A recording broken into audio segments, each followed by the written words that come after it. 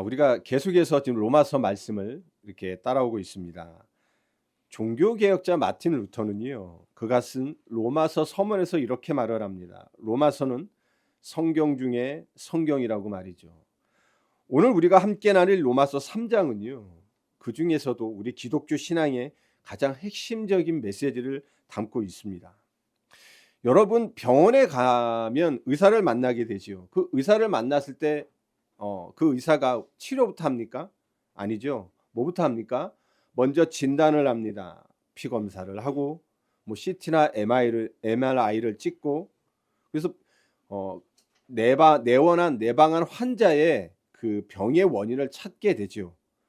그리고 그 결과가 나오면 어떤 사람은 결과가 좋을 수도 있고 나쁠 수도 있는데, 좋은 의사라면요, 그 환자를 만나서 불안감을 주는 게 아니라 그 환자에게 병의 원인이 무엇인지를 먼저 진단을 정확히 내립니다. 그게 좋은 의사지 않겠습니까? 그리고 진단을 가지고 치료를 하게 되지요. 오늘 우리가 살펴볼 이 로마서 3장이요. 3장은요.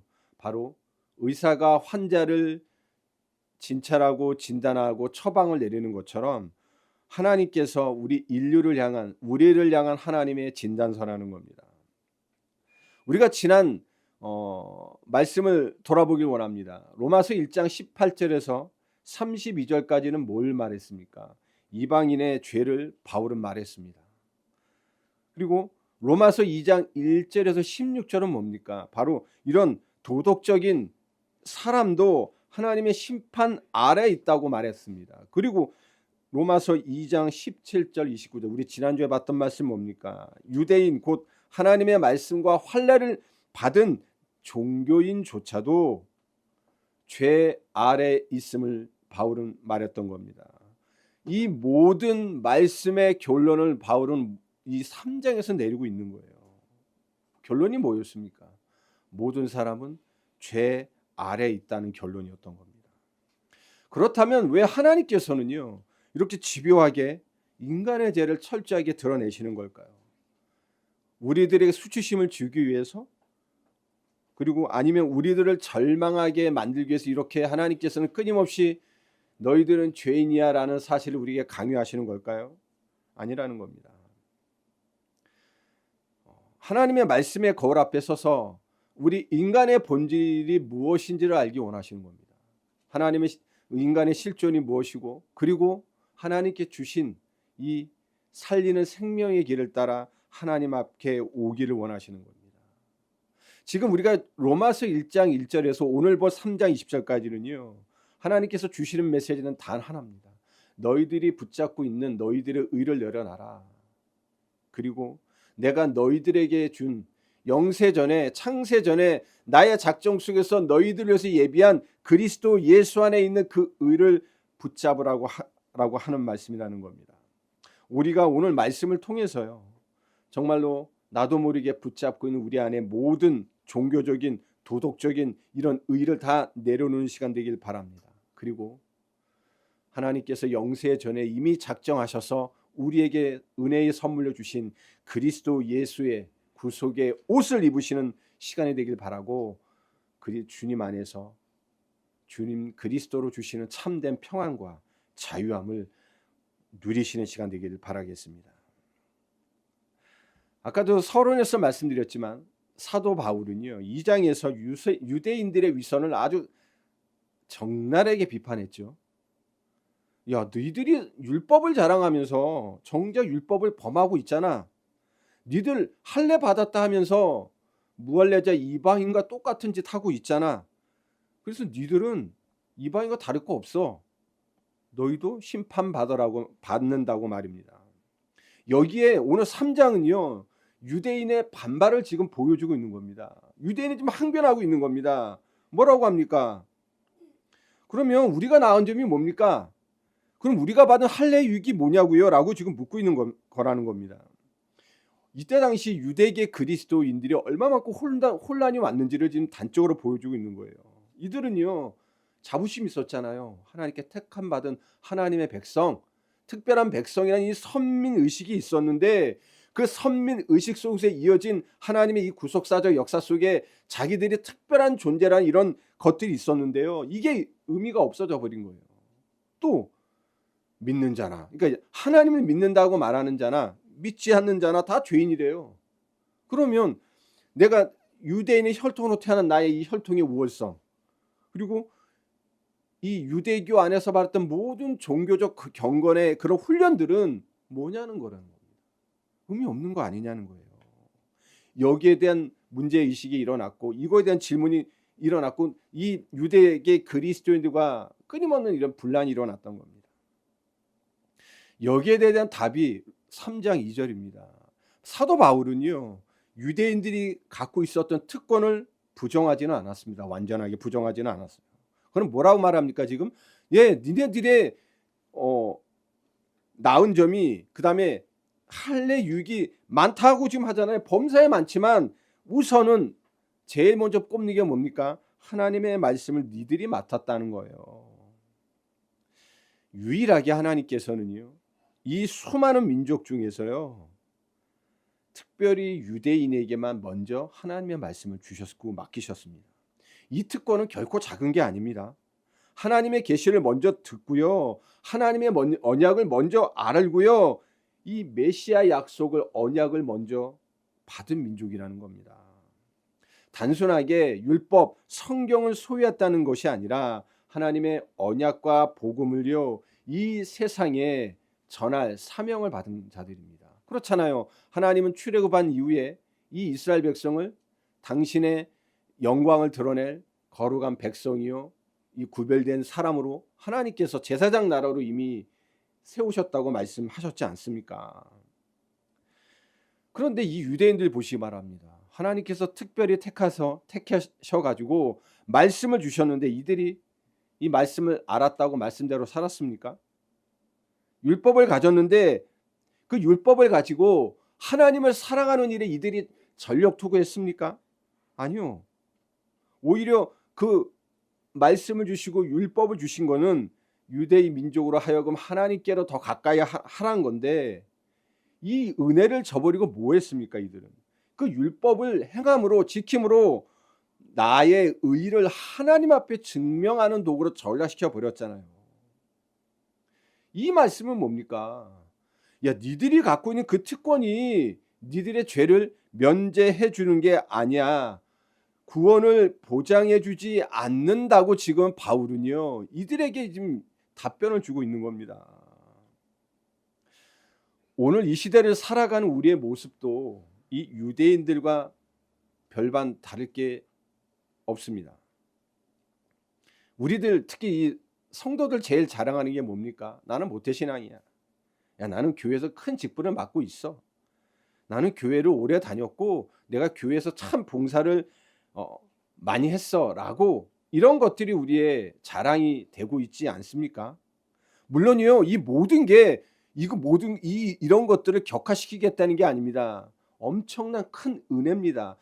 이것조차도 하나님께서요, 우리에게 은혜를 주셔서 이런 신앙의 좋은 유산을 받게 하셨고요, 그 다음에 뭡니까?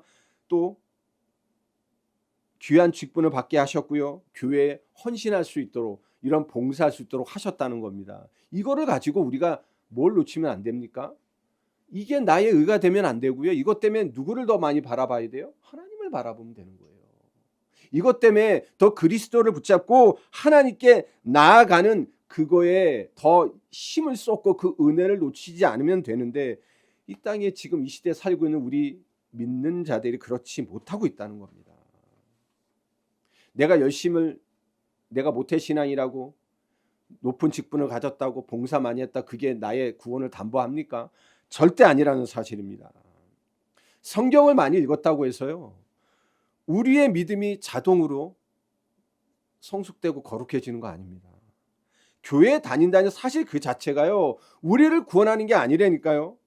우리는 매일매일 오직 예수 그리스도를 믿고 그분만 의지할 때 복음은요, 그 그리스도의 능력은요, 우리 안에서 살아있는 하나님의 능력으로 역사한다는 사실을 믿으시기 바라겠습니다. 자, 그러면서 이제 3절에서 8절까지를 보면 이제 바울이 두 가지를 이제 질문을 합니다. 먼저 뭡니까? 유대인의 불신앙이 하나님의 신실함을 훼손할 수 있는가에 대한 질문이에요. 3절과 4절입니다. 여기서 미쁘시다는 것은 하나님의 신실함을 뜻합니다. 자, 하나님께 주신 이 언약의 근거는 어디에 있을까요? 이 신실함이 있습니다. 그런데 하나님과 유대인이 맺은 언약 관계에서 유대인이 불신앙은 뭘 의미합니까? 언약을 맺었어요, 쌍방간에. 근데 한쪽이 이 언약에 대한 믿음을 철회해 버렸습니다. 그렇다면 이 언약은 유효할까요? 유효하지 않을까요? 유효하지 않는다는 의미입니다. 그렇다면 인간관계에 있어서도 그런데 하나님과 유대인 사이에 맺었던 이 언약이 유대인의 불신앙 때문에 그럼 이 언약이 유효하지 않는 거 아니냐라고 이 유대인들은 항변할 수 있잖아요. 그런 얘기라는 겁니다. 예, 사람은 변합니다. 환경도 변해요. 세상은 끊임없이 바뀝니다. 그러나 변하지 않는 게 딱 한 분 계십니다. 오직 하나님, 여호와 하나님. 그리고 하나님의 말씀, 하나님의 언약은요 변하지 않는다는 사실 기억하시기 바랍니다. 불신실한 인간과 달리요 오직 하나님은 참되십니다. 우리 소요리 문답 그죠? 지금 1문, 2문, 2문, 3문 배웠던 게 이 내용입니다. 하나님은 오직 참되신 유일한 하나님이십니다. 그렇죠? 그렇기 때문에요. 언약에 대한 신실성은요. 나하고 상관없이 인간과 상관없이요. 절대 그 가치를 훼손할 수 없다는 겁니다. 우리가 신앙이 없어도요. 하나님은 의로우시기에 우리의 불신앙이 하나님의 성품을 바꾸지 못한다는 겁니다. 그러면서 두 번째입니다. 그렇다면 유대인의 이 불의함은 하나님의 의를 드러내는가라는 겁니다. 왜 이 말이 나왔냐면요. 이때 당시에 유대인들이 이런 생각을 갖고 있었어요. 인간의 불의로 나의 불의로 하나님의 의가 나타나면 하나님께서 나에게 진노하실 이유가 없지 않습니까? 내가 비난의 대상이 될 이유가 없지 않아요라고 지금 항변하고 있는 거라니까요. 오히려 내 불의 때문에 하나님의 참되심이 드러나므로 하나님께 영광이 되면 내가 하나님께 심판받을 이유가 뭡니까? 라고 지금 따지고 있는 거예요. 쉽게 말하면요. 내가 죄를 지었어요. 근데 내가 그 지은 죄 때문에 하나님의 은혜가 더 드러나면 좋은 거 아닙니까? 라고 지금 말도 안 되는 논리를 가지고 지금 공부하고 있는 겁니다. 이게 웃긴 거 아닙니까? 근데 이때 당시 지금 유대인들이 이랬다니까요. 하나님, 내가 율법을 안 지킨 것 때문에 하나님의 의가 드러나고 하나님의 참되심이 드러나고 영광이 드러났으면 제가 하나님 앞에 오히려 하나님 높인 게 됐으니까 내가 죄가 없고 내가 하나님께 심판받는 게 심판받지 않는 게 당연하지 않냐고 지금 계속 얘기를 하는 거예요. 여기서 한술 더 떠서요. 오히려 하나님을 드러내기 위해서 뭘 더 행해요? 학을 더 행하는 게 좋지 않습니까? 라는 주장까지 8절에 나오고 있는 겁니다. 너무 어이없지 않습니까? 이게요 지금 우리 모습입니다. 우리는 아닌가요? 오히려 교회에서 보면 높은 이 신앙의 이런 연조가 높으신 분들, 영향력이 있는 이런 중직자들 하는 행태가 유대인 행태이지 않습니까? 정말로 은혜 받은 자라면, 어른이라면 더 겸손하게 숙이시고 하나님을 높이고 이는 일에 최선을 다해야 되는데 우리의 실상은 지금 그렇지 않잖아요. 이게 현실이라는 겁니다. 이에 대해서 바울은요, 이 유대인의 주장을 단호히 배격합니다. 왜요? 이유는요, 하나님은 공의로운 하나님이시기 때문에 그렇습니다. 시편 89편 14절, 이사야 30장 18절, 사도행전 17장 31절과 베드로전서 2장 23절에 보면 잘 나와 있습니다. 바울은요, 하나님과 인간을 동일 선상에 두려는 이 유대인의 이상한 생각을요 아주 강하게 부정합니다. 하나님의 신실하심과 인간의 이런 거짓이 여러분 똑같은 라인입니까? 똑같은 이 수준이에요? 아니라는 겁니다. 그렇기 때문에 인간의 불의와 거짓은 인간의 책임에 속하는 거지 하나님께 전가될 수 없다는 겁니다. 지금 바울은요, 지금 유대인들의 말을, 유대인들의 행태를 빌어서 우리에게 지금 교훈하고 있다는 겁니다. 혹시 우리들 가운데 나는 믿음이 부족하다, 자꾸 넘어진다, 하나님께서 나를 포기한 것은 아닐까라고 생각하시는 분 계십니까? 아닙니다. 4절 말씀 보면요, 사람은 다 거짓되되 오직 하나님만은 참되시라고 말씀하고 있습니다. 우리 구원은요, 나의 완전함 위에, 우리 인간의 완전함 위에 세워진 것이 아닙니다. 오직 하나님의 신실하심, 영원저부터 작정하신 하나님의 변개함 없으신 구속의 언약 위에 세워져 있는 거라는 겁니다. 그래서 우리는 오늘도요, 십자가 앞으로 나아가야 되는 겁니다. 내 믿음이 아니라 오직 하나님께서 예비하신 구원의 은혜를 믿는 믿음을 끝까지 붙드시는 그 하나님의 은혜를요 바라보고 신뢰하고 소망하며 날마다 하나님 은혜의 보좌 앞으로 나아가야 되는 겁니다. 그러면서 8절 하반절을 보면요, 이런 유대인의 항변에 대한 하나님의 심판을 바울은 선언해 버립니다. 유대인들의 형식적 율법주의, 왜곡된 선민의식과 회개치 않은 이 완고함 등이 니들이 지금 하나님의 진노를 쌓고 있고 그렇게 니들은 이방인과 마찬가지로 심판을 면치 못할 거라고 지금 말을 하고 있는 것입니다. 자, 9절에서 18절은요, 그렇다면 죄 아래 갇힌 인류의 모습이 뭔지 보여주고 있습니다. 드디어 바울은 1장 1절에서부터 시작한 이 논증에 대한 결론을 지금 9절에서 18절을 가지고 내리고 있습니다. 유대인들은요, 그죠? 하나님의 백성이라고, 선민이라고 자랑했습니다. 그리고 또 이방인들은 뭘 가지고 살았습니까? 나는 본성의 양심을 가지고 살았는데요. 그런데 바울은 지금 뭐라고 하는 거냐면, 야, 유대인이나 니들 이방인이나 똑같이 하나님의 법정 앞에 서 있는 자들이라고 지금 얘기를 하고 있는 겁니다. 지금 바울은 9절부터 18절까지 이 내용의 수많은 구약의 성경의 구절들을 연속으로 인용하면서 인간의 전적인 타락이 무엇인지를 보여주고 있는 겁니다. 9절 보겠습니다. 9절, 그러면 어떠하냐? 우리는 나으냐? 결코 아니라 유대인이나 헬라인이나 다 죄 아래 있다고 우리가 이미 선언하였느니라. 아멘. 이 말은요, 유대인들이 가장 듣기 싫었단 말이에요. 아니, 어떻게 우리가 이방인하고 똑같이 취급되지? 그렇잖아요. 근데 바울은 뭐라고 선언합니까? 너희들이나 이방인이나 다 죄 아래에 있다고 선언하고 있는 겁니다. 여기서 죄로 표현된 이 헬라어 하마르티아는요, 벗어나다는 뜻입니다. 단순히 윤리적 범죄 행위를 말하는 게 아니라 하나님과의 올바른 관계에서 벗어났다는 것이고요. 그게 바로 죄라는 거예요. 죄가 뭡니까? 하나님과 바른 관계가 깨졌을 때입니다. 창세기 3장의 아담과 하와가 하나님과 바른 관계가 무너졌기 때문에 모든 일이 시작된 겁니다. 그러면서 죄 아래 있다는 말은요, 죄를 조금 짓는 사람이라는 뜻이 아니라요, 죄가 주인이 되었다는 뜻입니다. 내가 죄를 지려고 원치 않았는데도 나는 죄를 짓고 있고, 나는 지극히 선한 것을 따라 선을 행하려고 하는데 나는 그와 반대로 악으로 기울어져 버린 존재가 되었다는 거예요. 마치 어떤 나라의 폭군의 지배 속에 있는 백성의 모습과 같지 않습니까?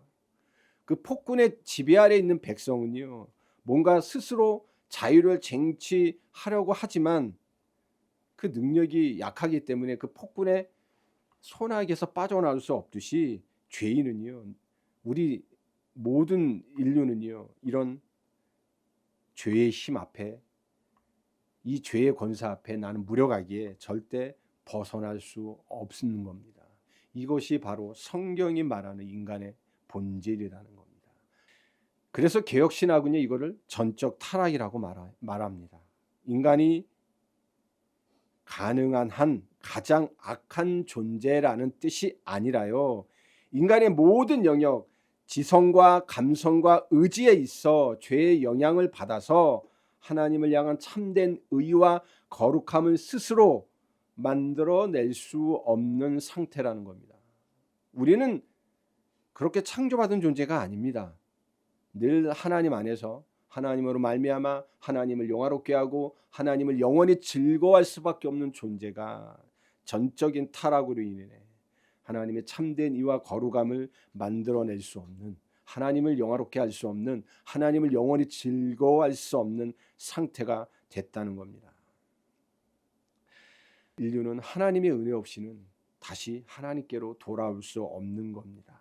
그러면서 이제 바울은요, 여러 구약의 본문을 연속해서 인용하면서 인간의 전 영역이 어떻게 죄로 오염되었는지를 밝히고 있습니다. 여기서 인용되는 말씀들이 주로 시편과 이사야 말씀입니다. 왜 이렇게 많은 구절들을 바울은 인용했을까요?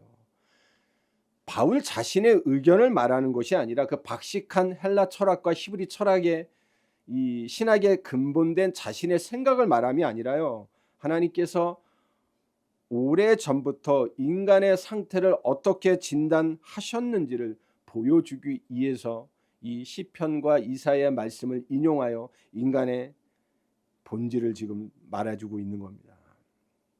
먼저 10절입니다. 기록된 바 의인은 없나니 하나도 없다고 말씀하고 있죠. 예. 뭐 뒤져보면 이 지금 70억이라 그러죠. 이 인구 속에 혹시 한 사람쯤 있지 않을까라고 생각하시는 분이 계실지 모르는데, 하나님은 지금 뭐라고 말씀하십니까? 없다고 분명히 말씀하고 있습니다. 이 말씀은요, 상대적으로 착한 사람이 없다는 뜻이 아니에요.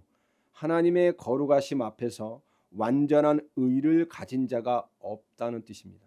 하나님의 공의로운 심판의 기준을 만족할 만한 사람이 없다는 겁니다. 하나님 앞에서 하나님의 공의의 기준을 나의 의로 설 수 있는 사람이 단 한 사람도 없다는 말을 의미한다는 겁니다. 우리는 종종 나와 다른 사람을 비교하잖아요.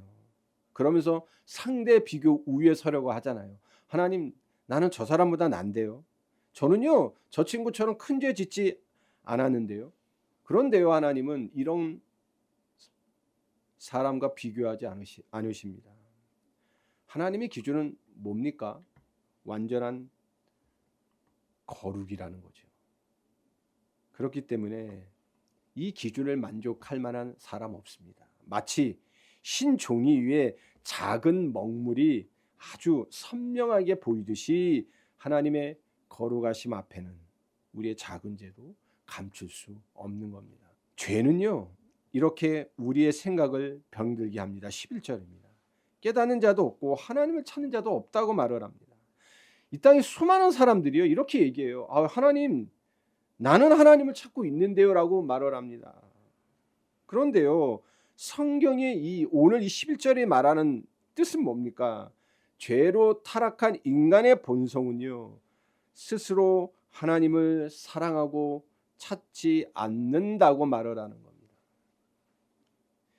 예, 자기 방식대로 하나님을 찾아도요, 하나님이 원하시는 방식대로 찾지 않는다는 겁니다. 이게 바로 죄의 본성이에요. 지금 이 땅에 수많은 종교를 있는 이유가 뭘까요? 내 방식대로 하나님을 찾는 거예요. 그렇게 하지 않는 사람은 자기만의 룰대로 하나님을 찾고 있는 겁니다. 그런데 하나님은 우리에게 하나님을 만나고 하나님께로 올 수 있는 길은 딱 한 길밖에 안 주셨습니다. 그게 누굽니까? 오직 예수 그리스도입니다. 이 길 외에는 다 거짓입니다. 다 가짜입니다. 속지 마시기 바라겠습니다. 그래서 예수님은 요한복음 6장 44절 상반절에 뭐라고 말씀하시냐면, 아버지께서 이끌지 아니하시면 아무도 내게 올 수 없다라고 말씀하십니다. 하나님은 이미 영세 전에 자기의 양들을 택정해 놓으셨습니다. 그리고 그리스도를 예비하시고 그리스도 안에서 하나님의 때 부르시고 자녀 삼으시고 우리를 의롭다 하시고 우리에게 놀라운 은혜의 삶을 살도록 인도하신다는 겁니다. 구원은요, 인간의 공로가 아닙니다. 구원은 오직 하나님의 은혜로 시작됩니다. 여러분, 지겹도록 말씀드릴 거지만 꼭 각인하시기 바랍니다. 하나님 앞에 내가 구원받을 만한 우리는 단 1도 없어요. 의가요. 오직 하나님의 은혜라는 사실입니다. 자, 죄는요, 11절에 우리의 생각을 병들게 했지만 12절은 뭐냐면 우리의 삶 전체를 무너뜨리고 있는 겁니다. 뭐라고 됩니까?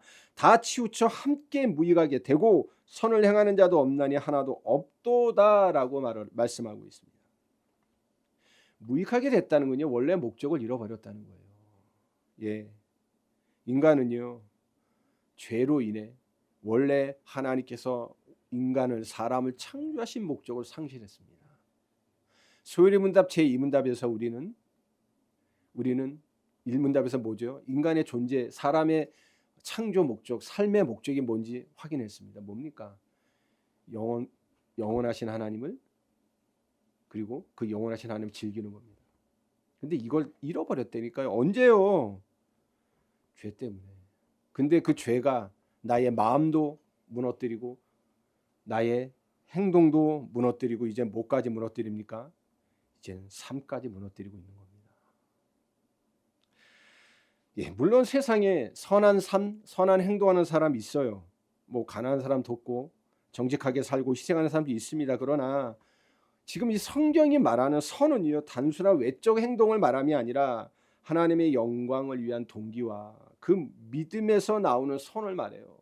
우리는 창세기 3장 이후에 하나님을 영화롭게 하지도 못합니다. 그리고 영원토록 여호와를 즐거워할 수도 없습니다. 왜? 하나님과 바른 관계가 깨졌기 때문에요. 참된 선은요, 하나님과 올바른 관계에서 시작이 되는 거예요. 이 죄가 얼마나 이토록 무섭습니다.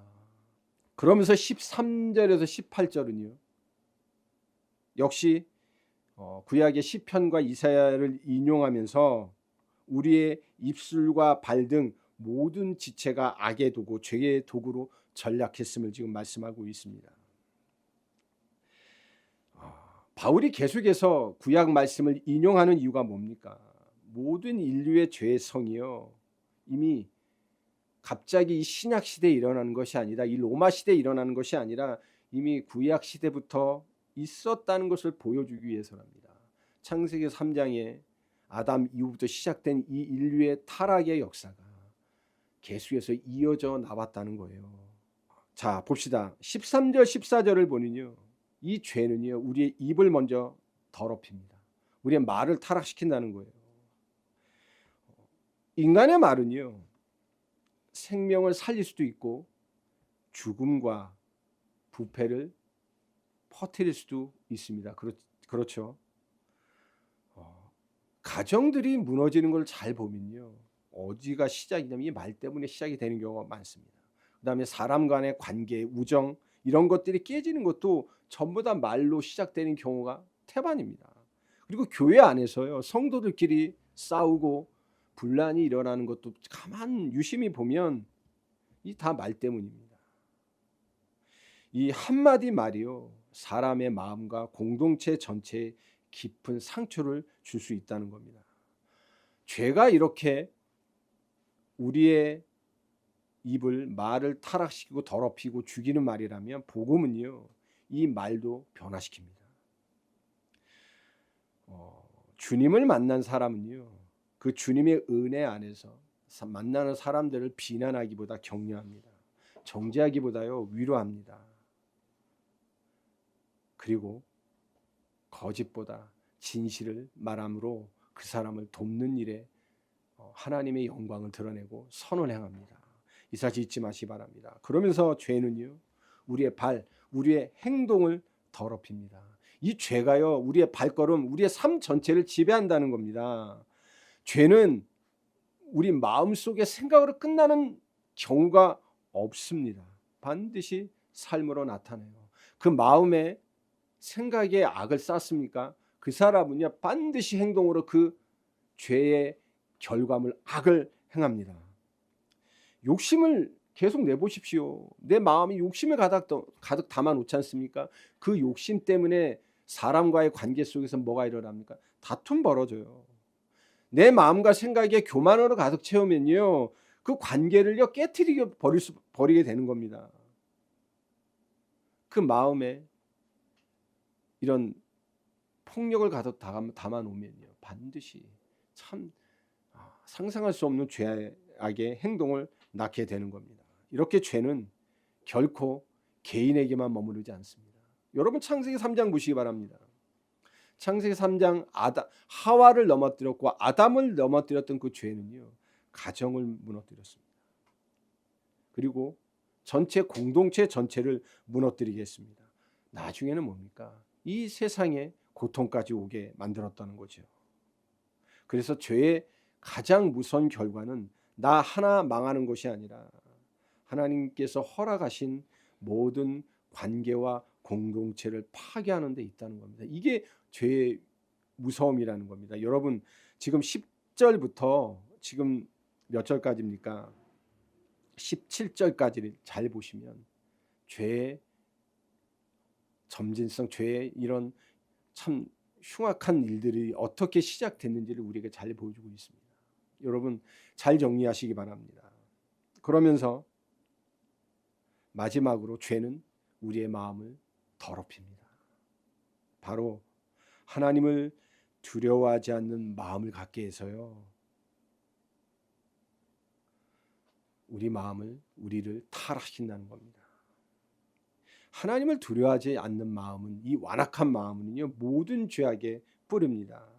여기서 두려움은요, 공포를 말하는 게 아닙니다. 하나님을 향한 두려움, 하나님을 향한 경외를 말하는 거예요.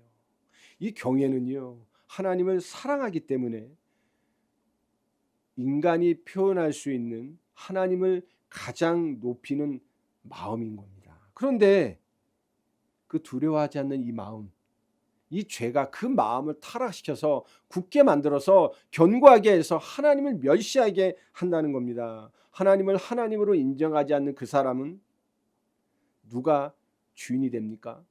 인간, 내가 스스로 삶의 주인이 된 겁니다. 내 욕망이 기준이 되어버린 겁니다. 이게 아담과 하와가 저 에덴 동산에서 한 짓입니다. 하나님을 경외하는 마음이 없어졌기 때문에요, 하나님을 인정할 수 없었던 겁니다. 그래서 아담과 하와는 내가 내 삶의 주인이 되기로 결정하고 그 욕망의 기준을 따라 선악과를 먹는 죄를, 악을 행했던 겁니다. 오늘날 세상은요, 끊임없이 우리를 향해 외치고 있습니다. 야, 내가 기준이야. 네 마음대로 사는 게 그게 행복한 삶이야 라고 말합니다.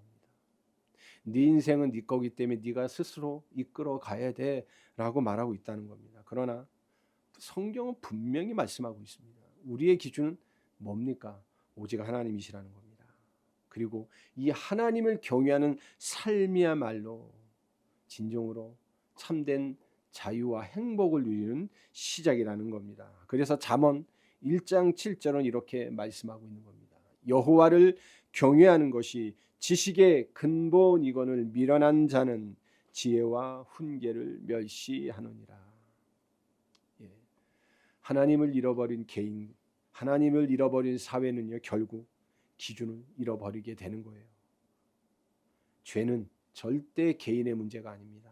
가정, 공동체, 사회, 이 민족, 나라, 심지어는 전 세계까지 파괴시키는 겁니다. 그래서 우리가 하나님의 은혜를 아는 우리가, 살리는 복음의 비밀을 아는 우리가 그 빛을 발하고 향기를 나타내야 하는 겁니다. 그래서 전도해야 될 이유가 여기에 있는 거예요. 그래서 우리가 우리 삶에서 하나님의 영광을 드러내고 우리로 하여금 우리의 삶을 통해 하나님의 빛이, 삶의 빛이 우리 모든 곳에 투영되게 해야 되는 이유가 여기에 있는 겁니다. 마지막으로 19절 20절은요, 바울의 결론입니다. 바로 율법의 목적이 무엇인지를 내리고 있는 거예요. 우리가 19절 20절을 읽어보겠습니다. 우리가 알거니와 무릇 율법이 말하는 바는 율법 아래에 있는 자들에게 말하는 것이니 이는 모든 입을 막고 온 세상으로 하나님의 심판 아래 있게 하려 함이라. 그러므로 율법의 행위로 그의 앞에 의롭다 하심을 얻을 육체가 없으니 율법으로는 죄를 깨달음이니라. 아멘. 여기서 모든 입을 막는다는 이걸 보면 마치 법정의 생각이 들지 않으세요?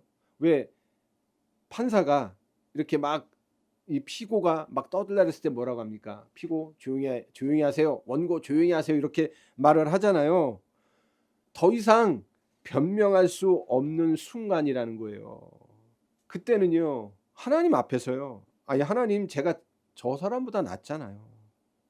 하나님 제 상황이 어려웠는데요. 저 최선을 다했는데라 이런 핑계가요. 변명이요. 절대 통하지 않게 되는 겁니다. 이 마지막 때 심판의 그 시간에서는요. 그래서 율법은요. 율법의 목적이 뭡니까? 율법의 역할이 뭡니까? 죄를 보여주는 거울입니다. 율법은요. 죄를 억제하는 울타리라니까요. 바로 성도가 어떻게 살아갈지에 대한 길을 보여주는 안내자라는 겁니다. 그런데 오늘 본문에서는 뭘 강조합니까? 첫 번째 기능, 바로 죄를 보여주는 거울의 기능을 강조하고 있는 겁니다. 그렇습니다. 율법은요 우리가 죄인임을 비춰주는 거울입니다. 그래서 이 거울은 우리가 거울을 바라봤을 때 우리 얼굴과 이런 우리 몸에 붙은 더러운 것들은 보여주지만요 절대 씻어주지 못하는 겁니다. 마찬가지로 율법은요 죄를 깨닫고 내가 죄인임을 깨닫게 하는데요 죄는 사하는 능력이 없습니다. 율법은 우리를 의롭게 만드는 것이 아니라 우리가 죄인임을 정죄하는 기능이 있습니다. 율법은요 우리를 치료하는 약이 절대 아니라는 겁니다. 그래서 20절에 결론적으로 뭐라고 말합니까? 율법으로는 내가 죄를 깨달음이라고 결론을 내리는 겁니다. 이게 바로 율법의 중요한 역할이에요. 율법을 다 행함으로 내가 하나님 앞에 의롭다 칭함받는다? 불가능합니다. 이 말씀을 하신 거는요. 이 바울이 이 말을 했던 거는 우리로 하여금 절망하라고 한 말이 아닙니다. 너희들이 율법을 통해 니들이 죄인이고 네가 죄 아래 있음을 깨닫고 그럼에도 불구하고 은혜 주시고 구원으로 이끄시는 하나님의 복음을 바라보라는 하나님의 은혜인 겁니다. 자기 죄를 아는 자만이요 십자가 은혜를 붙들기 때문에 이런 율법의 역할을 통해 우리로 하여금 나의 본질을 보게 하는 겁니다. 내가 건강하다고 생각하는 사람은 절대 의사 안 찾아갑니다. 그런데요 내 안에 병이 있고 문제가 있음을 인정하는 사람은요 의사에게 찾아가 진단을 받고 치료를 받음으로 고침을 받게 되는 겁니다. 율법 앞에서 하나님의 말씀 앞에서 나의 무능, 전적인 타락, 나의 타락된 본성, 죄악을 인정하는 사람은요 하나님이 은혜를 만들어 놓으신 이 그리스도로 말미암아 치유받고 살아나게 되는 겁니다. 우리 사랑하는 성도님들은 이 말씀 앞에서 나의 의를 내세우는 것이 아니라 예수가 필요 없다고 외치는 것이 아니라 내가 죄인임을 인정하고요 유일한 구원의 길이신 예수님만을 붙들고 날마다 살리는 능력 안에 살리는 생명의 은혜 안에 살리는 보좌의 은혜 속으로 들어가시기를 바라겠습니다. 말씀을 맺겠습니다. 오늘 본문은 인간에게 마지막까지 희망을 끊어버리는 것처럼 보입니다. 죄 아래 있는 인간, 닫힌 입, 그리고 하나님의 유죄 판결만 남은 것 같은 단 하나의 소망조차도 없는 것처럼 말입니다.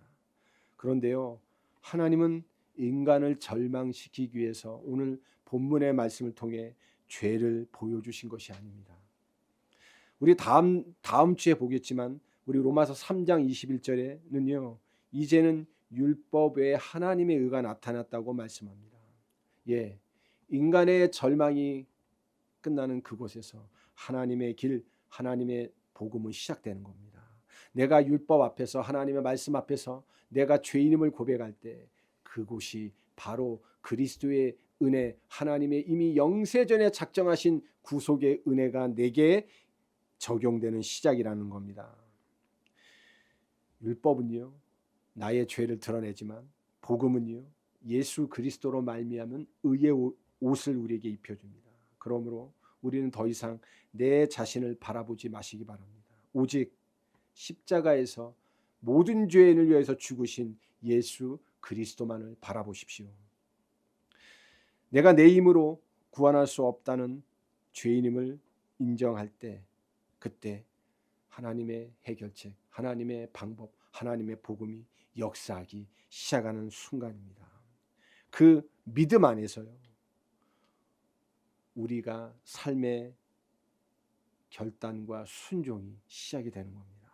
이번 한 주간 주시는 말씀 앞에서 나를 돌아보시길 바랍니다. 그리고 오직 나를 죄의 권세에서 건져내실 유일하신 구원자이신 예수 그리스도의 은혜만을 갈망하시면서 그 앞에 정직하게 나아가 참된 회복과 참된 자유와 참된 평안을 체험하는 주팁처치 모든 성도님들 되시기를 주 예수 그리스도 이름으로 축원합니다. 아멘.